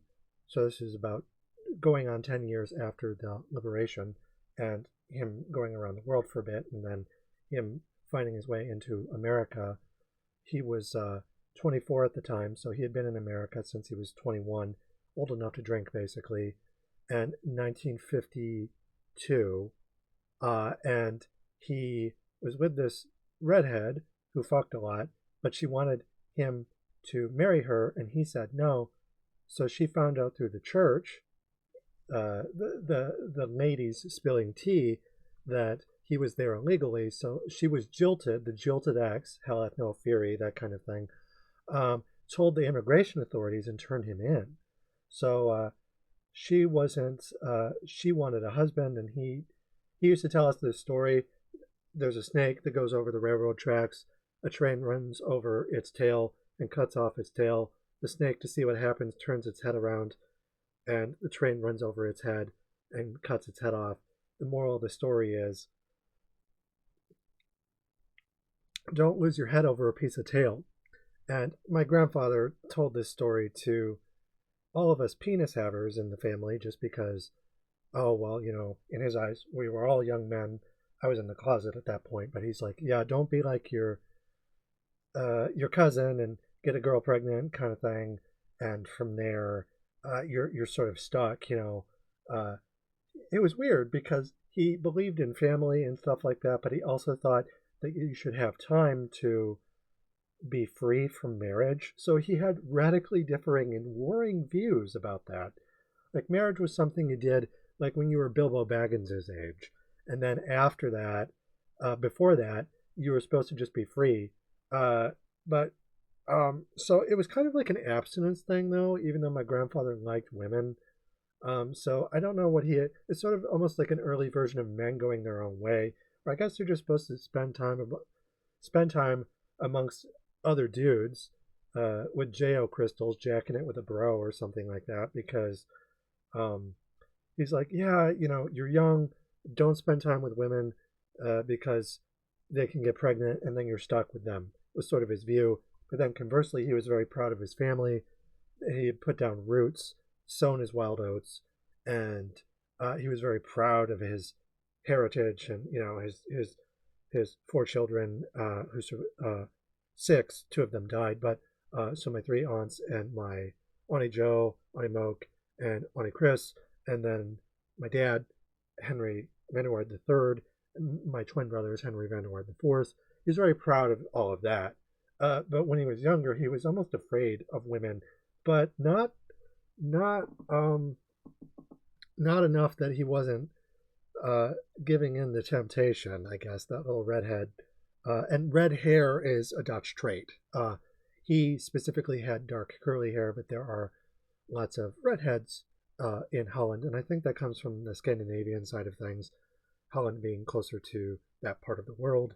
But yeah, so he got sent back to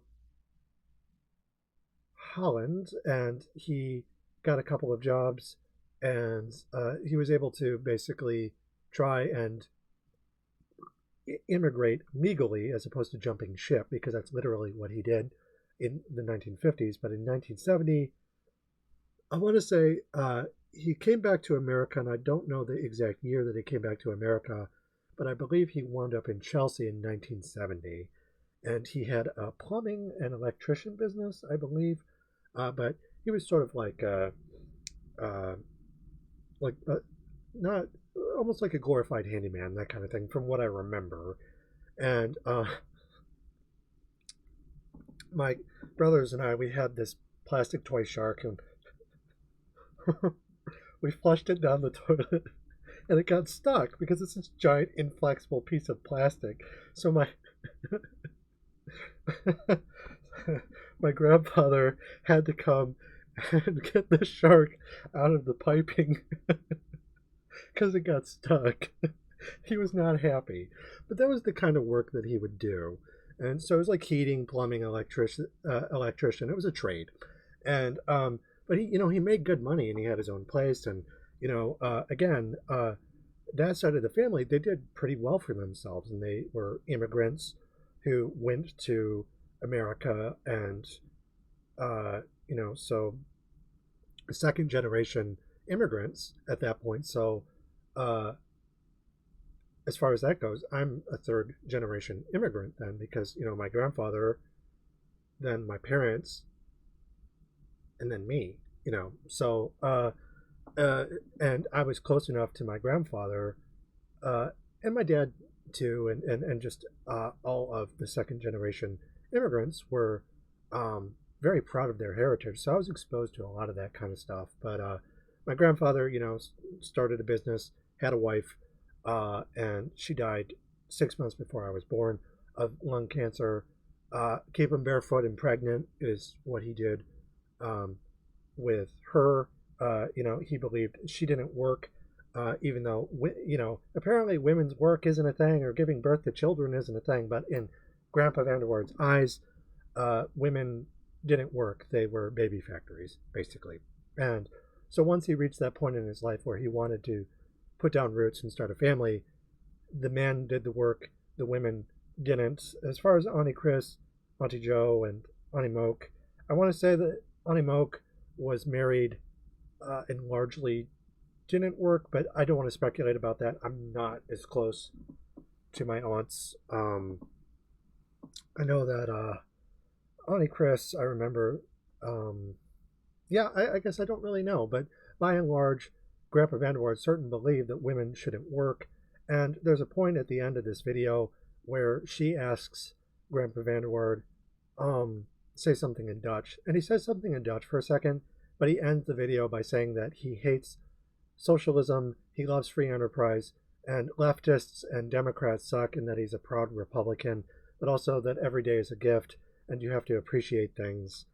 So there's a lot of like libertarian kind of mixed message kind of stuff, which ultimately unto itself is regressive. When he came back to America and started a family, and after surviving the war and having a family and a good job and all of that, he defended his right to have all of that. But he's the part of a party that historically would punch down against other minorities, which is why in my work I say that it's very important to speak to things like monsters in myth and ordinary things, which the Gothic doesn't separate because it's a combination of the ancient romance and the quotidian novel, to speak holistically to all oppressed peoples, not just Jewish people and anti-Semitism, but anti-Semitism as it would apply to my grandfather, being in the Germans' eyes a traitor, an inferior, someone to enslave, a money-loving, penny pinching Dutchmen, and they were inferior to the Germans, and there was a racial component to that, and they were treated, very similarly to anyone, not just the Jews, but the Poles, Russians, ethnic minorities from German colonies in World War I that were stranded there during the interwar period. People of color in Germany were mistreated, you name it. And so my grandfather did assimilate and was regressive, but he also instilled within me an appreciation that despite where you come from, you can be a guerrilla, and fight back against your oppressors, who oftentimes are your own people, and no honor among thieves. And so that kind of thing was, something that I wanted to talk about. And, my grandfather wasn't always very understanding about what happened to us kids growing up, or to my mother. My mom was basically treated as the town whore, even though she was faithful to my father, never cheated on him. My dad was the town whore, but he had white male privilege. And for the longest time, well after this video was recorded, my father was someone who was treated a particular way by his father. It was patrilineal descent. So there's all kinds of problematic stuff like that. But I did want to mention the fact that my grandfather is a Holocaust survivor, and he's not Jewish, but he experienced a similar kind of oppression, and he was treated as lesser on account of the fact that he just wasn't German. It's like, forget if you ain't much, if you ain't Dutch, you ain't much. Whatever the German equivalent of that is, they weren't seen as the same. So it's not like the only people who understand what the Holocaust is are Jewish people. It's like, no, you can have someone as imperfect as my grandfather who understands what it is and was still able to fight back and impart important lessons to me that I took and used for very left-leaning reasons. And that's an important lesson, I think. And it's important to be able to talk about these things and to discuss them holistically. And I'm going to acknowledge, yes, you shouldn't just walk up to Jewish people and call them things that they don't like to hear, but the use of anti-Semitic with a hyphen to talk about the fact that there are certain people in the world who believe in race science to this day, specifically Tolkien, that I'm writing about, and the idea of blood libel, of sodomy, and witch hunts, so witches, vampires, orcs and goblins, that kind of thing, still exists in the world today, and you have to acknowledge that for what it is, which is a form of race science. It didn't just end with the Nazis.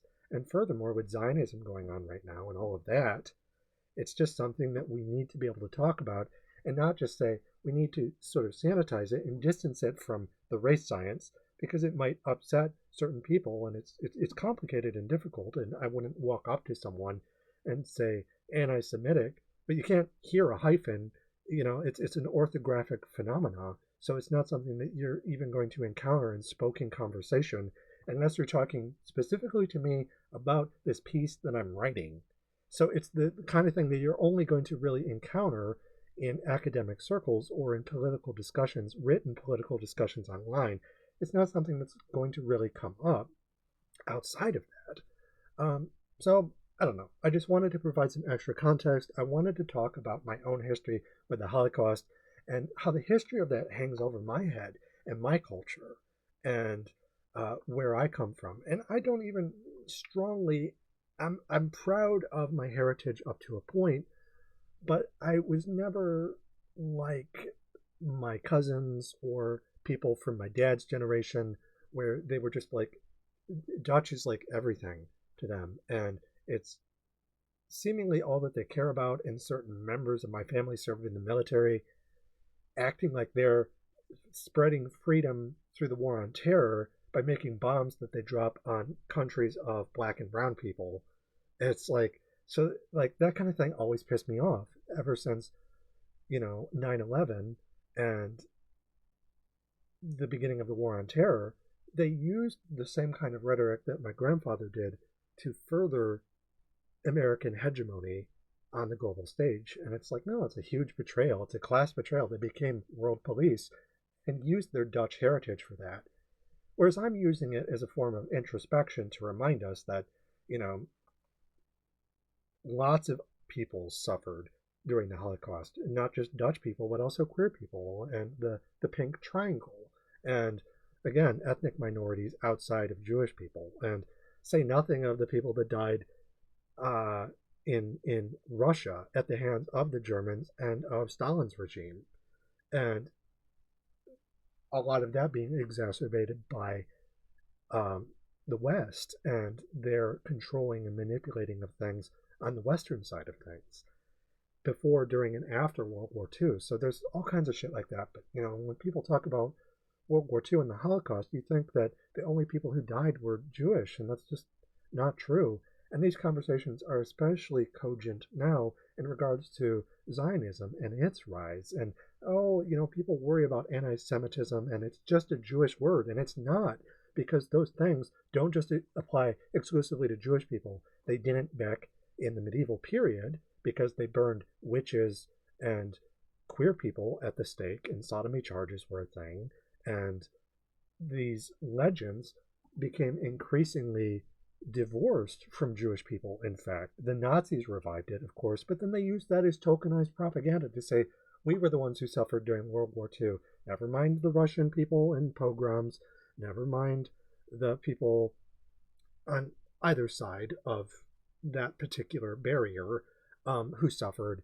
It's just Jewish people, apparently, and that's not true. And that's something that comes up now when people who are trying to whitewash genocide happening in Palestine with Gaza, they use the same kind of rhetorical devices.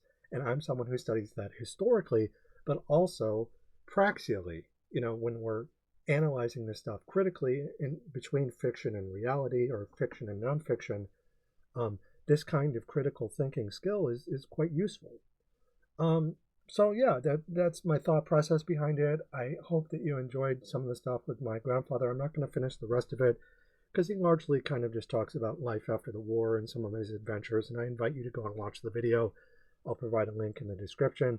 I'll provide a link to the book sample that's posted on my old blog if you want to read that, so on and so forth. But yeah, I just thought this would be an interesting thing, especially given that fascism is on the rise around the world, but also in America. And, you know, and this is an opportunity for me to talk about who I am as a Dutch girl from Southeast Michigan. I am a Vanderwaard, and it is something that I'm proud of to an extent, but I'm willing to talk about it, warts and all, and not just try and sort of say, oh, you know, it's just perfect, and, you know, my grandfather was a saint, and, you know, he was obviously a very brave man, and him fighting the Nazis is a good thing. You know, that's completely valid.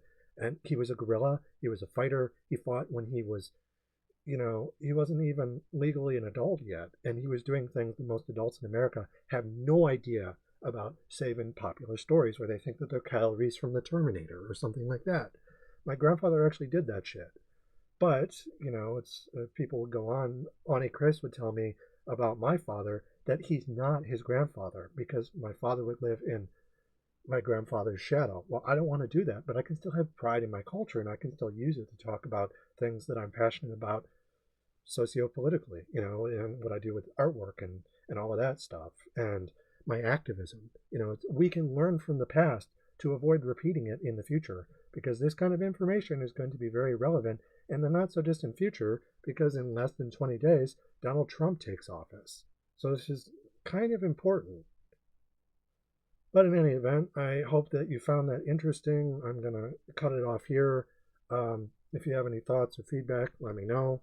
I like criticism, but I'm also just curious what you thought of my grandfather's stories. I always like them. It's, even though I'm out of the closet and I'm very left-leaning, it's still something that I can appreciate.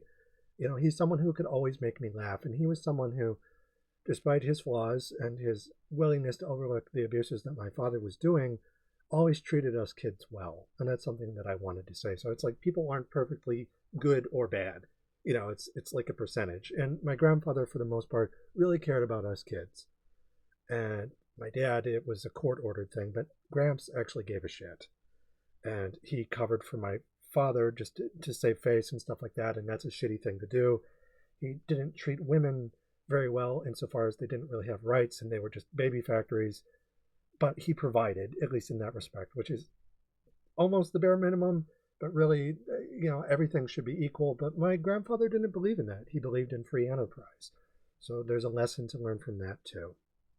But in any event, thanks for watching. If you like this kind of stuff, I'm probably going to be doing more videos. My latest book will be publishing sometime between January and February. And then there's one more book after that I'll be releasing much quicker. And then my book series will be done. And then I might be doing YouTube videos a little bit more often just so I have something to keep me busy. I don't know. We'll have to see. But if you like that kind of thing and you'd like me to do more videos, like, share, and subscribe, that kind of thing. Until then, thanks for watching and take care.